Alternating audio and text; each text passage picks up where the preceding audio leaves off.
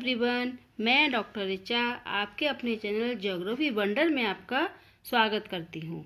आज हम one line question के बारे में पढ़ेंगे।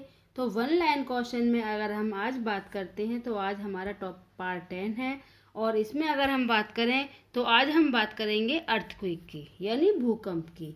ठीक है, भूकंप क्या है? भूकंप को अगर हम सिंपल या साधारण भाषा में कहें तो जब किसी ज्ञात अथवा अज्ञात बाह्य अथवा आंतरिक कारणों से पृथ्वी के भूपटल में तीव्र गति से कंपन पैदा होता है, उसे हम भूकंप कहते हैं।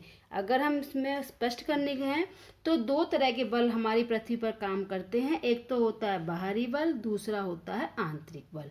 ठीक है, तो भूकंप के लिए कोई ज़रूरी नहीं है कि आंतरिक बल ही कार्य करें, इसमें बाहरी बल भी काम कर सकते हैं, जिसमें हमारा खनन भी आता है और पृथ्वी के आंतरिक हलचल में जल का संचयन करना, ये सब बहुत सारे कारक इसमें सम्मिलित किए जाते हैं। ठीक है, अगर हम इसे दूसरे शब्दों में बात करें तो भूकंप भूपटल का कंपन अथवा लहर है। यानी कंपन कब होता है? एक तरह की लहर से कंपन होता है जो धरातल के नीचे अथवा ऊपर चट्टानों के लचीलेपन या गुरुत्वाकर्षण की समस्थिति में क्षणिक अव्यवस्था होने पर उत्पन्न होता है। अगर इसको देखें तो ये बहुत गहराई में बात कही गई है कि भूकंप क्या है? भूपटल का कंपन। यानी ये क्या है? एक भूपटल पे कंपन होता है और वो कंपन एक लहर के रूप में होता है जो धरातल के नीचे होता है। ठीक है, ये सबको पता है, धरातल के नीचे ही भूकंप आते हैं। कारण चाहे बाह्य हो लेकिन होता वो आंतरिक रूप में ही है। और चट्टानों के लचीलेपन, अब चट्टानों के लचीलेपन से मतलब चट्टानें कैसी हैं, कठोर हैं, मुलायम हैं, उसके आधार पर भूकंप प्रभावित होता है। या गुरुत्वाकर्षण की समस्थिति यानी ग्रेविटी के कारण भी भूकंप आने का एक मुख्य कारण होता है। और क्षणिक अर्थव्यवस्था होती है, यानी क्षणिक से मतलब है कि जो भूकंप आता है वो बहुत कम समय के लिए आता है लेकिन उसका प्रभाव बहुत अधिक होता है। ठीक है, तो क्षणिक अर्थव्यवस्था जो होती है उसी को हम क्या कहेंगे? हम भूकंप कहेंगे। ठीक है, भूकंप कहाँ, जहाँ सर्वप्रथम आविर्भाव होता है उसे क्या कहते हैं? भूकंप मूल। अब इसको मैं समझाती हूँ कि भूकंप होता कैसे है कि जिस जगह से भूकंप शुरू होता है वो कहलाता है हमारा भूकंप मूल क्षेत्र। ठीक है, और जहाँ पर भूकंप अनुभव किया जाता है उसे बोलते हैं भूकंप केंद्र। यानी जहाँ पर अनुभव हुआ ये है हमारा भूकंप केंद्र और ये है भूकंप मूल। एक चीज़ और ध्यान रखना कि जो हमारा फोकस और एपिसेंटर, केंद्र को भूकंप केंद्र को बोलते हैं एपिसेंटर और भूकंप मूल को बोलते हैं फोकस। ठीक है, ये हमेशा 90 डिग्री पर होता है। ये फर्स्ट ग्रेड में भी क्वेश्चन आया हुआ है कि दोनों में कितना अंतर होता है, तो ये 90 डिग्री का अंतर होता है। ज़रूरी नहीं है कि इस तरह का 90 डिग्री हो सकता है इस तरह से 90 डिग्री हो या किसी भी तरह से 90 डिग्री हो सकता है। यानी भूकंप मूल, फोकस और एपिसेंटर के बीच में हमेशा 90 डिग्री का अंतर होता है। ठीक है, अब हम नेक्स्ट बात करते हैं कि जो भूकंप का जो अध्ययन होता है उसको क्या कहते हैं? सीस्मोलॉजी। यानी जिसमें हम भूकंप के बारे में अध्ययन करते हैं वो सीस्मोलॉजी होती है। और भूकंप को मापने का यंत्र को क्या कहते हैं? सीस्मोग्राफ। देखो इसमें होता है क्या है कि जब कंपन होता है तो एक पेन लगाकर एक पेपर पर पेन से खड़ा पेन होता है और जैसे जैसे कंपन होता है, जैसे कि ईसीजी में देखा है कि बीमारों के लिए वो हार्ट बीट चलती है, इसी तरह से वो जो बीट्स है जैसे जैसे कंपन होता है वैसे वैसे इस तरह की रेखाएं बनने लगती हैं और इसको फिर रिचर स्केल से नापा जाता है तो पता लगता है कि भूकंप की तीव्रता कितनी है। तो उसे बोलते हैं, जो इस तरह से बना होता है इसे बोलते हैं सीस्मोग्राफ। ठीक है, अब हम बात करते हैं भूकंप जो मापने के दो स्केल होते हैं। वैसे का रिक्टर कहा, ठीक है, रिक्टर स्केल पर नापा जाता है तो दो तरह के होते हैं। ये तो ग्राफ होता है जिसमें नापा जाता है, लेकिन जो भूकंप जो मापा जाता है वो दो स्केल से नापा जाता है, पहला रिक्टर, दूसरा मर्केली स्केल। ठीक है, रिक्टर स्केल और मर्केली स्केल इन दोनों में कुछ अंतर है। जैसे पहला क्या अंतर है कि रिक्टर स्केल में जो अंकन होता है वो 0 से 10 तक का होता है और एक से दूसरे के बीच में यानी 0 से लेकर 1 तक के बीच में 9 गुना शक्ति बढ़ जाती है, ये और ध्यान रखना, ठीक है।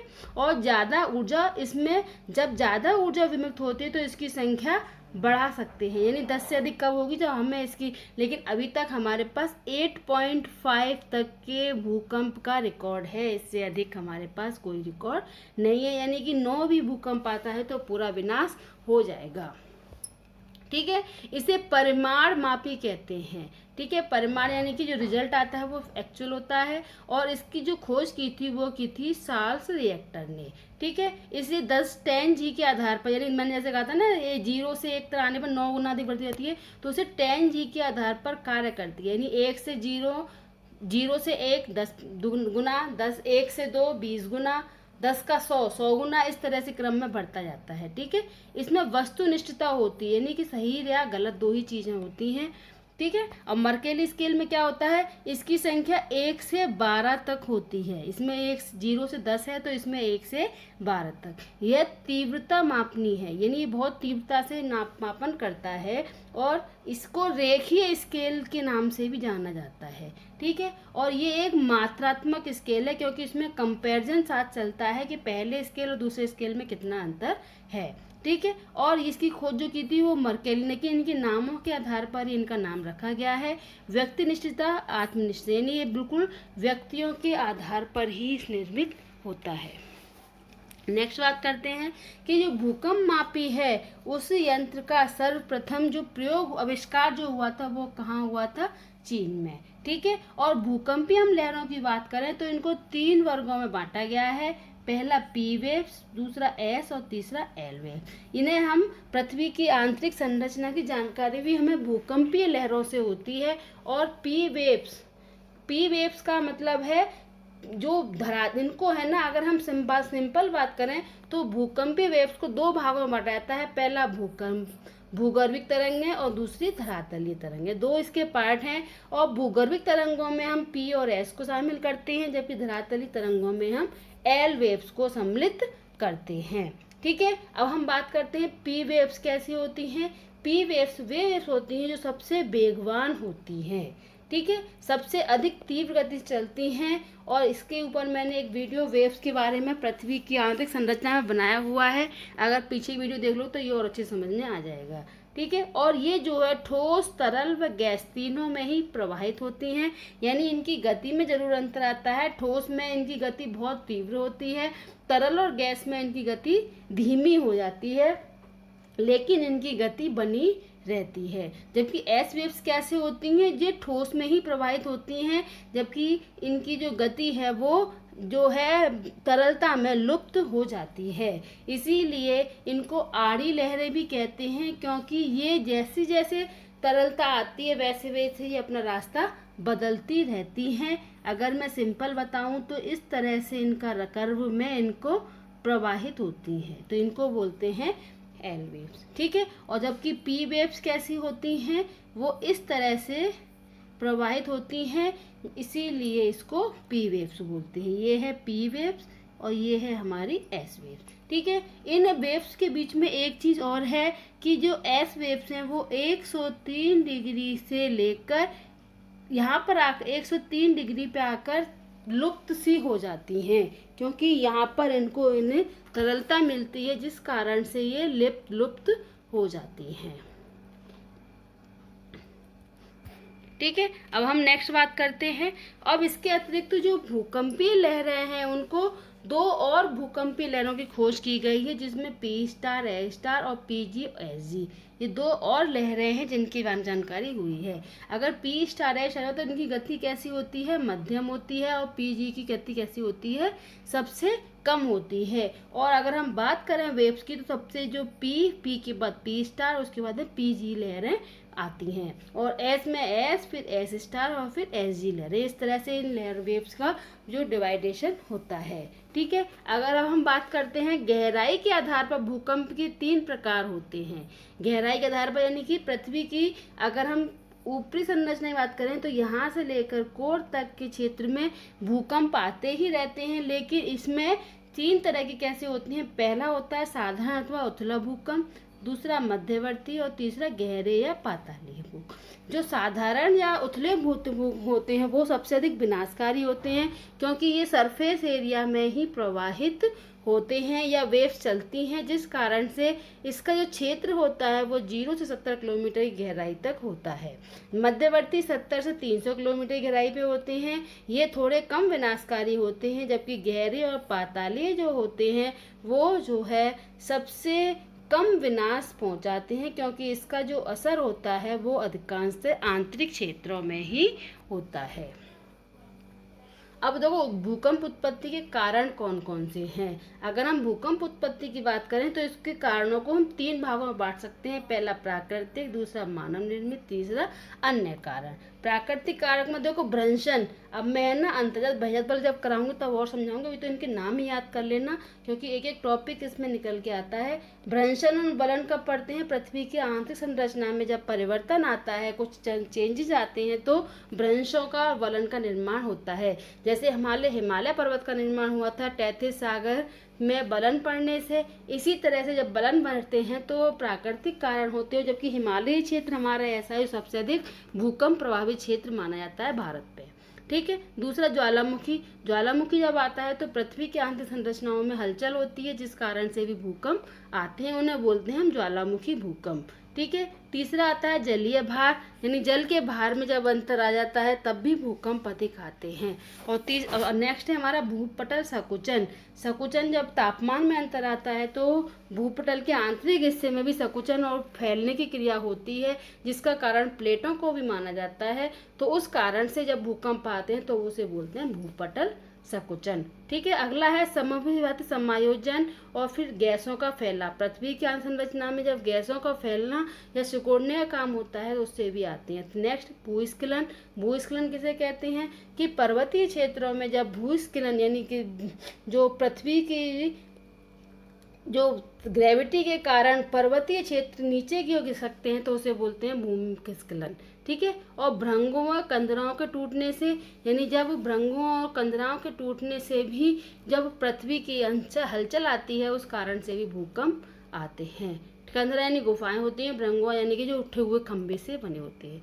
ठीक है। मानव चरित्र में आणविक, जब अणु बम्बों का जो आविष्कार हुआ है उनके ऊपर कार्य होता है तब भी मानव जनित होते हैं। दूसरा खनन होते हैं, इसे निर्यात भी बोलते हैं।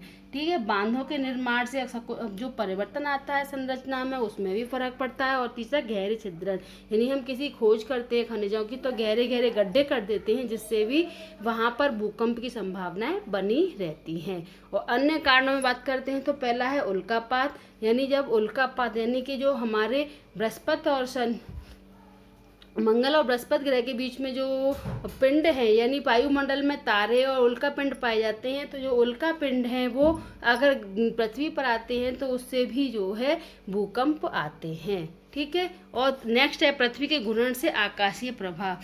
तो जो वायुमंडलीय प्रभाव के कारण भी कभी कभी दबाव में अंतर आने से भी भूकंप आते हैं। ठीक है। अब भूकंप की तीव्रता को प्रभावित करने वाले कारक कौन कौन से हैं इसमें बात करते हैं। पहला चट्टानी संरचना की बात करें तो अगर ठोस चट्टानी संरचना है तो भूकंप की तीव्रता अधिक होगी, तरल है तो तीव्रता कम होगी। ऐसा क्यों होगा? क्योंकि जैसे मैंने बताया था कि एस वेव्स तो लुप्त हो जाती हैं, जबकि पी वेव्स की थोड़ी गति धीमी पड़ जाती है, जिस कारण से तीव्रता में अंतर आता है। जबकि ठोस क्षेत्रों में सभी वेव्स तीव्रता से चलती हैं। तो चट्टानी संरचना में अगर ठोस संरचनाएं हैं तो तीव्रता अधिक ही होगी। नेक्स्ट बात करते हैं तरंगों की तीव्रता। तरंगें अगर तीव्र होंगी तो प्रभाव ज़्यादा होगा, तरंगें धीमी होंगी तो प्रभाव कम होगा, जो संरचना से प्रभावित होता है। नेक्स्ट है भूकंप मूल की गहराई में जैसे बताया था मैंने, जो उथले क्षेत्रों में होते हैं वो जो है अधिक प्रभाव डालते हैं। ऐसी कम गहराई होगी तो तीव्रता अधिक होगी, अधिक गहराई होगी तीव्रता का प्रभाव कम होगा। ठीक है। पर्यावरण में अगर वनस्पति ज़्यादा है तो तीव्रता कम रहेगी, वनस्पति कम है तो तीव्रता अधिक रहेगी। ठीक है। अब भूकंप के प्रभाव में विनाशकारी प्रभाव क्या होते हैं? इससे नगर नष्ट हो जाते हैं, दरारें पड़ जाती हैं, भूस्खलन, बाढ़, नदियों का मार्ग परिवर्तन और सुनामी जैसी क्रियाएं होती हैं। जबकि लाभकारी प्रभाव में क्या होता है कि हमें भूगर्भ की जानकारी होती है, झीलों का निर्माण होता है, जल स्रोतों का निर्माण होता है, खाड़ियों का निर्माण होता है और हमें खनिजों की जानकारी होती है कि भूगर्भ क्षेत्र में कहाँ पर अधिक खनिज है। ठीक है, अगर हम भूकंप के विश्व वितरण की बात करें तो अगर हमारे पूरे विश्व में भूकंपीय क्षेत्र को हम 3 भागों में बांटते हैं, जिसमें पहला आता है हमारा प्रशांत महासागरीय तटीय क्षेत्र। ये सबसे अधिक प्रभावित है भूकंपीय क्षेत्रों के, क्योंकि ये विनाशात्मक प्लेटों के किनारे भी बसे हुए हैं। ठीक है, अगर हम इसमें बात करें तो सबसे अधिक भूकंप, जैसे मैं कह रही हूँ, तो यहाँ 63% विश्व के भूकंप यहीं आते हैं। और अगर हम इसमें कारण क्या है, यहाँ पर अगर हम ये देखें, प्रशांत महासागरीय क्षेत्र जो है वो एक और तो रॉकी पर्वत से संबंधित है और दूसरा जो है क्षेत्र आता है हमारा, अगर मैं इस मैप में दिखाऊं तो देखो यहाँ ये वलित पर खाइयाँ और टेंच पाए जाते हैं। तो जिस कारण से एक और वलित पर्वत, एक और तो विनाशात्मक प्लेटों के प्रभाव के कारण ऐसा होता है और इस कारण से यहाँ भूकंप भी अधिक आते हैं। ठीक है, तो जो अगर हम इसमें देखें, सबसे अधिक जो प्रभावित क्षेत्र है वो जापान है और जापान में 1500 प्रति वर्ष भूकंप आते हैं। ठीक है, अब प्रशांत महासागर की पेटी को अगर हम मुख्य रूप 3 प्रमुख भागों में दशाओं में बांट सकते हैं। पहला ज्वालामुखी क्षेत्र, दूसरा नवीन वल्लपोर्दा पर्वत और तीसरा सागर व स्थल बिंदु। ठीक है, अगर हम इन क्षेत्रों की बात करें तो ज्वालामुखी क्षेत्र कौन से आएंगे, जहाँ पर हमारा नेक्स्ट मैप में दिखाती हूँ कि ज्वालामुखी, देखो नवीन वलित पर्वत, ज्वालामुखी क्षेत्र। ठीक है, और नेक्स्ट जो तीसरा है वो हमारे सागरों में स्थित क्षेत्र, जैसे फिलीपींस है, मलेशिया है, ये क्षेत्र ऐसे हैं यहाँ पर सबसे अधिक भूकंप आते हैं। ठीक है, अब नेक्स्ट बात करते हैं, दूसरी पेटी आती है मध्य महाद्वीपीय पेटी। यहाँ पर 21% भूकंप विश्व के आते हैं और इसमें इसे भूमध्य सागरीय पेटी भी कहते हैं। क्यों? क्योंकि ये मुख्य रूप से यूरोप के आल्प्स से होकर हिमालय पर्वत, म्यांमार और भूमध्य सागर के क्षेत्रों से होते हुए सम्मिलित किया जाता है। यानी इसका पूरा एक पेटी आती है और इसमें इटली, चीन, एशिया और माइनरी क्षेत्र सम्मिलित किए जाते हैं। यानी जैसे मुख्य क्षेत्र कौन से आते हैं, इटली। ठीक है, तो ये हमारे पूरा क्षेत्र जो आता है ये मध्य अटलांटिक कटक के अंतर्गत आता है। देखो हमारा ये भूमध्य सागरीय क्षेत्र है, तो ये पूरी जो पेटी आती है इसे बोलते हैं मध्य महासागरीय कटक। अब अगर हम इसमें एशिया में बात करें तो हमें भारत के बारे में पता होना चाहिए कि भारत की कंडीशन कहती है। तो भारत में अगर हम देखें तो भारत में 3 भूकंप पेटियां पाई जाती हैं।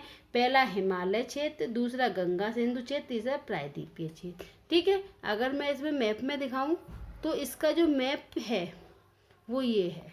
तो हमारे भारत के जो देखो पूरा पहला हिमालय क्षेत्र, दूसरा मैदानी क्षेत्र और तीसरा दक्षिण का पठारी क्षेत्र, ये 3 प्रमुख क्षेत्र माने जाते हैं जो भारत के मुख्य भूकंप पेटियां हैं। ठीक है, और भूवैज्ञानिक व इंजीनियरिंग भारत को 4 भूकंप क्षेत्रों में बांटा है। अब 4 भूकंप क्षेत्र कौन से बांटे हैं वो भी दिखा देती हूँ मैं। पहले इनका जो डिवाइडेशन था वो 5 कर रखा था, लेकिन वर्तमान में जो सबसे अधिक विनाशक है उसको 5 नंबर में लिया गया है। देखो जिसमें ये हिमालय क्षेत्र आता है हमारा और पूर्वोत्तर क्षेत्र आता है। ठीक है, और ये हमारा कच्छ कारण क्षेत्र आता है।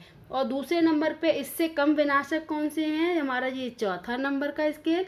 ठीक है, और उससे भी कम जो रहता है इसमें ये महाराष्ट्र का क्षेत्र भी थोड़ा सा आता है। और 3rd नंबर पे ये हमारी जो मध्य पेटियां हैं, जैसे देखो यह मालवा का पठार था, ये मैंने सारा बताया हुआ है मैं पहाड़ों के बारे में। तो इस नर्मदा ताप्ती यहाँ भ्रंश घाटियाँ जो पाई जाती हैं, मैं इसे इरेज करके बताती हूँ।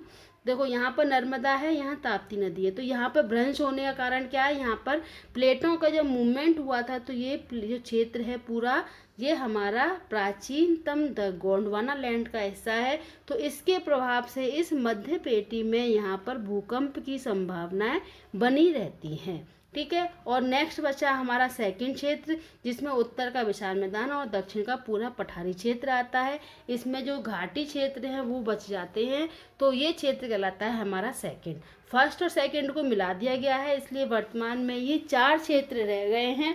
क्योंकि न्यूनतम प्रभाव वाला क्षेत्र दक्षिण का पठारी था तो उसको भी उसी में सम्मिलित कर लिया गया है। ठीक है, तो इस आधार पर जो हमारा विभाजन है, तो भूवैज्ञानिक आधार पर इसको 4 भूकंप क्षेत्रों में बांटा है। पहले थे 5, ये याद रखना, ये कंपटीशन के सारे एक लाइन इंपॉर्टेंट है।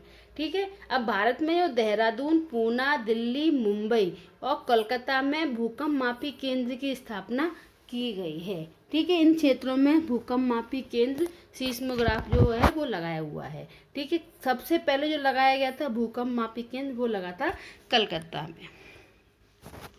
नेक्स्ट बात करते हैं, तीसरा बचा हमारा मध्य अटलांटिक पेटी। ये कहाँ पाई जाती है? आइसलैंड से बोवेट तक। यानी सर्वाधिक भूकंप कहाँ थे? यहाँ पर भूमध्य रेखा के पास सर्वाधिक भूकंप आते हैं। और पूर्वी अफ्रीका की जो महान भ्रंश घाटी क्षेत्र है वहाँ पर भी सबसे अधिक भूकंप आते हैं, वो भी इसी के अंतर्गत आता है। ठीक है, अब हम बात में भूकंप आने का कारण को स्पष्ट करने का प्रयास सबसे पहले किसने किया था? H.F. रीड ने। और इनको इलास्टिक रिबाउंड थ्योरी के नाम थ्योरी जो बनाई थी इन्होंने अपनी जो भूकंप के कारणों को स्पष्ट करने के लिए बताई थी। लेकिन वर्तमान समय में जब 1960 में प्लेट विवर्तनी के बारे में प्रूफ हो गया कि प्लेट विवर्तनी क्रिया होती है, तब से हमारे अधिकांश भूगर्भीय घटनाओं की प्रक्रियाओं का अध्ययन किससे होता है? विवर्तनी के आधार पर होता है। यानी वर्तमान समय में प्लेट विवर्तनी के द्वारा ही भूकंपीय आधारों का वर्गीकरण किया जाता है। ठीक है, ये मैं समझा ही चुकी हूँ। इसके 3 पार्ट जो बताए गए थे और ये हमारा 4 पार्ट हो गए जो भूवैज्ञानिकों ने किया गया है। Thank you for watching TV. Please like and subscribe my channel.